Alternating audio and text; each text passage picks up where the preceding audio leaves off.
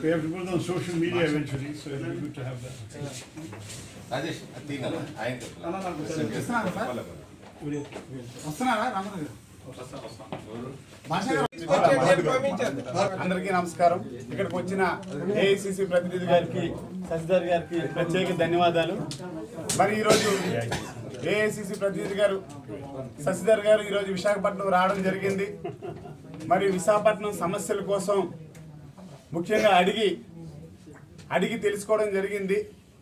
जो प्रॉब्लम है मेनली हमारा साउथ कॉन्स्टिट्यूंसी के लिए स्पेशली बात किया था मेरा के लिए మరి వచ్చి నియోజకవర్గ సమస్యల కోసం ప్రతి ఒక్క నియోజకవర్గ సమస్యల కోసం కాంగ్రెస్ పార్టీ ఏ విధంగా ఆ సమస్యలను అడ్రస్ చేయాలనేది సార్ ప్రత్యేకంగా స్పెషల్లీ బాత్ కియా తా. అవి సౌత్ నియోజకవర్గంలో మా ఫిషర్మ్యాన్ సమస్యలైనటువంటి మరి జెట్టి నిర్మాణంలో కానీ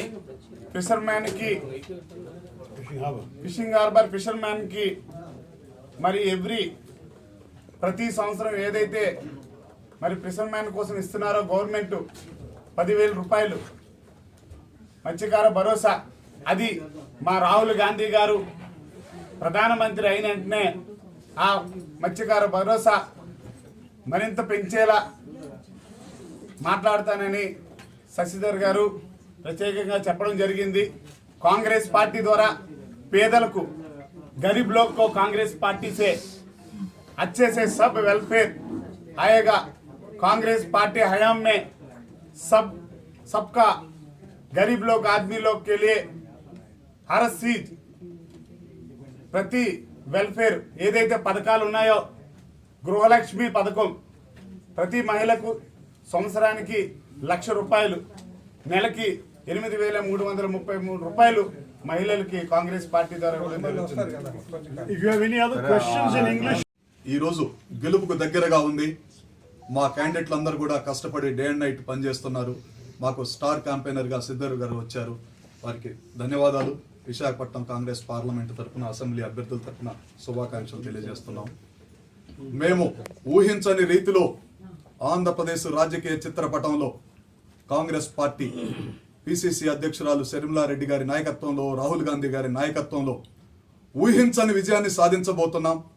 ఎంపీలుగా కూడా 3 గెలుస్తున్నాం, ఎమ్మెల్యేలు కూడా 5 నుంచి 10 మంది గెలవబోతున్నాం. సంచలనం అవుతుంది. రాష్ట్ర గవర్నమెంట్ కొత్త గవర్నమెంట్లో కాంగ్రెస్ పార్టీ కీలక పాత్ర పోషించబోతుంది. కాంగ్రెస్ పార్టీ లేని ఆంధ్రప్రదేశ్ రాజకీయాలు ఉండబోవని తెలియజేస్తున్నాం. ఈ కార్యక్రమానికి ఇచ్చేసినందుకు శశిధర్ గారికి ధన్యవాదాలు తెలియజేస్తున్నాం. Thank you sir. Doctor Shashi Tharoor గారు వచ్చారు. ఎలక్షన్ క్యాంపెయిన్ కి సంబంధించి ఆంధ్రప్రదేశ్ రాష్ట్రంలో ఇక్కడ ఉన్నటువంటి ఆంధ్రప్రదేశ్ సమస్యల్ని తెలియచేయడానికి విశాఖపట్నంలో కంటెస్ట్ చేస్తున్నటువంటి ఎంపీ సత్యారెడ్డి గారి గురించి, అలాగే ఎమ్మెల్యేలైనటువంటి తూర్పు నియోజకవర్గం గుత్తుల శ్రీనివాస్ గారు, సౌత్ నియోజకవర్గాన్ని నుంచి వాసుపల్లి సంతోష్ గారు, ఎన్ఎస్ఐ మరియు యూత్ కాంగ్రెస్ ప్రెసిడెంట్గా రాష్ట్ర ప్రెసిడెంట్గా చేస్తూ ఈరోజు నార్త్ కాన్స్టిట్యున్సీలో కంటెస్ట్ చేస్తున్నటువంటి లక్కరాజు రామారావు గారు, భీమిలి కాన్స్టిట్యున్సీ నుంచి ఆసిని వర్మ గారు ఈ కార్యక్రమానికి రావడం జరిగింది. అయితే కాంగ్రెస్ పార్టీ ఒక్కటి మాత్రమే ఈ రాష్ట్రానికి ఉన్నటువంటి అన్ని సమస్యలను పరిష్కరించగలదని, స్టీల్ ప్లాంట్ని పూర్తి చేయగలదని, పోలవరాన్ని పూర్తి చేయగలదని, రైల్వే జోన్ తేగలదని, వెనుకబడిన జిల్లాల ప్యాకేజ్ తేగలదని, అనేక సమస్యలు ఏవైతే ఉన్నాయో ఇక్కడ ఉన్నటువంటి టీడీపీ కానీ, వైఎస్ఆర్సీపీ కానీ, బీజేపీ కానీ ఏ ప్రభుత్వం అన్నీ కూడా ప్రత్యేక హోదాకి సంబంధించి 10 ఏళ్ళు కావాలని చెప్పినటువంటి ఏ ఒక్కరు కూడా ఇవ్వలేదు. కానీ కాంగ్రెస్ పార్టీ మాత్రమే తన గ్యారంటీని, తన మాటని నిలబెట్టుకుంటుందని, ఖచ్చితంగా 2024లో కాంగ్రెస్ పార్టీ సెంట్రల్లో రావడం తథ్యం. ఈ రాష్ట్రానికి ప్రత్యేక హోదా ఇవ్వటం, అలాగే వెనుకబడిన జిల్లాల ప్యాకేజీ దగ్గర నుంచి అన్నీ కూడా రీఆర్గనైజేషన్ యాక్ట్లో ఉన్నటువంటివన్నిటి కూడా ఈ రాష్ట్రాన్ని పునర్నిర్మాణం వైపు, అలాగే అమరావతిని పూర్తి చేసే విధంగా కాంగ్రెస్ పార్టీ మాత్రమే స్వచ్ఛంగా, నీతిగా, నిజాయితీగా చేస్తుందని అందరికీ మనం చేస్తున్నాం. I'm very, very pleased to see you all, and I'm even more pleased from the Visakhapatnam area.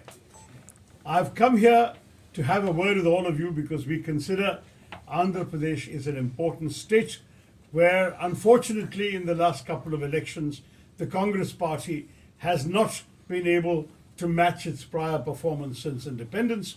And we want to see this election as a turning point, a revival of the fortunes of the Congress Party in this very beautiful coastal state of Andhra Pradesh. I've come from another coastal state, Kerala, where our voting finished last week. I have been traveling throughout the country campaigning for the party. And as you know, 3 phases are over, and about half the seats, slightly more than half the seats, 282 seats have already voted. That means that we are now looking at a time at which some trends are very clearly apparent. The BJP, for the first time in this 3 elections, has lost control of the narrative. In 2014, they tried to sell themselves to the nation in terms of economic development. Mr. Modi was supposed to be the CEO of Gujarat. It was going to be Sabka Saath, Sabka Vikas, 2 crore jobs for everybody, doubling of farmers' incomes. All these kinds of economic stories were spun. By 2019, that narrative had failed. The demonetization had been a disaster. Many millions of people had been plunged into poverty. We had had large numbers of people who had actually found their jobs being shut down with the closure of micro and small enterprises which had been closed because of demonetization. In that terrible situation, they could not run on economic stories anymore. So they ran, particularly in North India, a national security election after the Pulwama terrorist attack, Balakot, Mr. Modi as the figure who was going to keep India safe against Pakistani terror, and so on. Today, even that narrative is not possible because of the failure of Mr. Modi's government on the border with China, where the Chinese have taken territory from us, where in 65 patrolling points, where both armies used to patrol, in 26 of those, the Chinese have parked themselves and the Indian army is no longer able to patrol there. And Mr. Modi and his government have no answers. So they cannot run on national security either. What does that leave them with? They have been trying to sell Hindu Hridaya Samrat, Ram Mandir. They are talking about Hindutva. And this is not working anymore because the people are beginning to ask real questions. We have no job for 10 years. You promised us jobs. Where are the jobs?